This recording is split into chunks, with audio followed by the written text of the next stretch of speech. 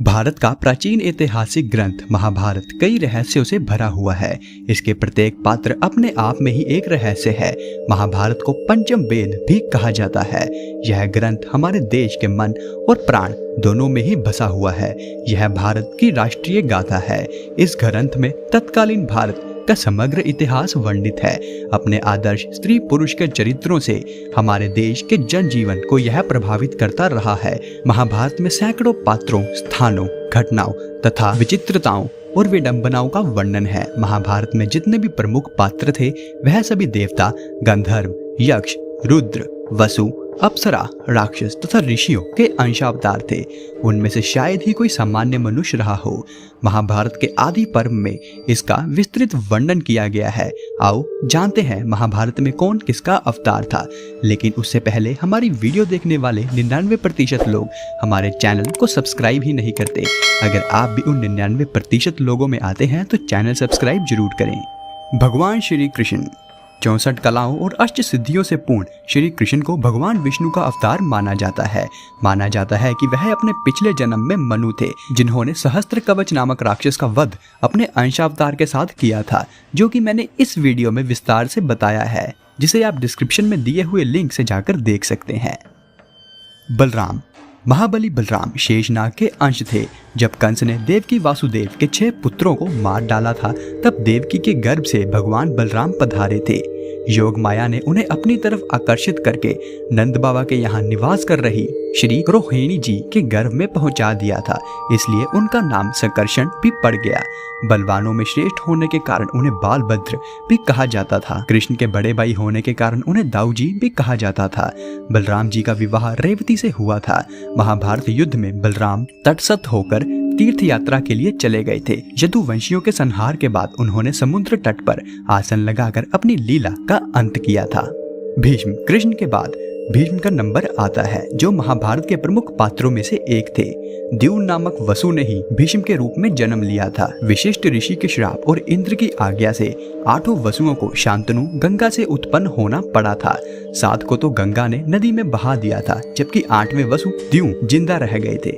वही भीष्म पितामह थे, जिनका प्रारंभिक नाम देवव्रत था। द्रोणाचार्य भीष्म के बाद द्रोणाचार्य को सबसे अहम माना जाता है।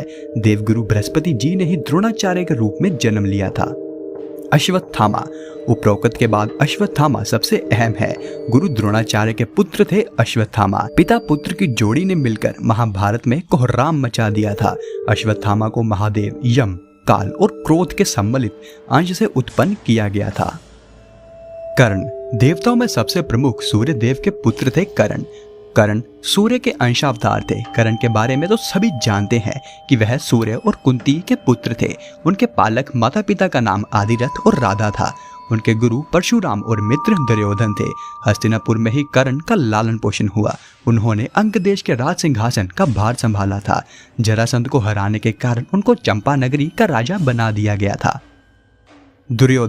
दुर्योधन कलयुग का तथा उसके 100 भाई पुलसत्य वंश के राक्षसों के अंश थे। दुर्योधन हस्तिनापुर के महाराज धृतराष्ट्र और गांधारी के 100 पुत्रों में सबसे बड़ा था। वेद व्यास के वरदान के कारण गांधारी को 100 पुत्र हुए थे। दुर्योधन के असंख्य कुकृत्य के कारण ही कौरव और पांडवों में युद्ध हुआ था। दुर्योधन गदा युद्ध में पारंगत था और श्री कृष्ण के बड़े भाई बलराम का शिष्य था। दुर्योधन ने कर्ण को अपना मित्र बनाया था। गांधारी द्वारा देखे जाने से उसका शरीर वज्र के समान हो गया था, लेकिन श्री कृष्ण के छल के कारण उनके गुप्तंग का स्थान कठोर नहीं हो पाया था, जिसके चलते महाभारत युद्ध में भीम ने दुर्योधन को उनकी जांघा से पकड़कर 2 फाड़ कर दिए थे और इस तरह दुर्योधन मारा गया था। अर्जुन इनके धर्मपिता का नाम पांडु था, लेकिन असल में वह इंद्र और कुंती के पुत्र थे। देवराज इंद्र ने अर्जुन को बचाने के लिए कर्ण के कवच और कुंडल उनसे छीन लिए थे। देवराज इंद्र एक ब्राह्मण का वेश में कर्ण के द्वार पर पहुंच गए थे और उनसे दान में कर्ण के कवच और कुंडल मांग लिए। कर्ण यह जानते थे कि वह ब्राह्मण के भेष में इंद्रदेव हैं। फिर भी कर्ण ने अपने दान देने के व्यक्तित्व के कारण उन्हें कवच और कुंडल दान में दे दिए।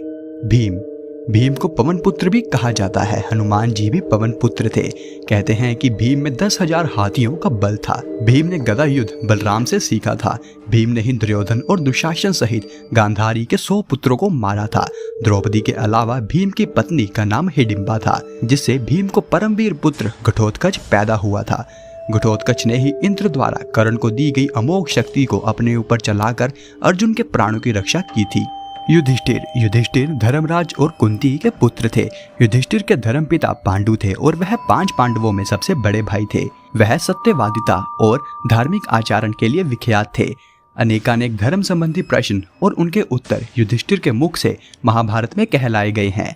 उनके पिता धर्मराज ने यक्ष बनकर सरोवर पर उनकी परीक्षा भी ली थी।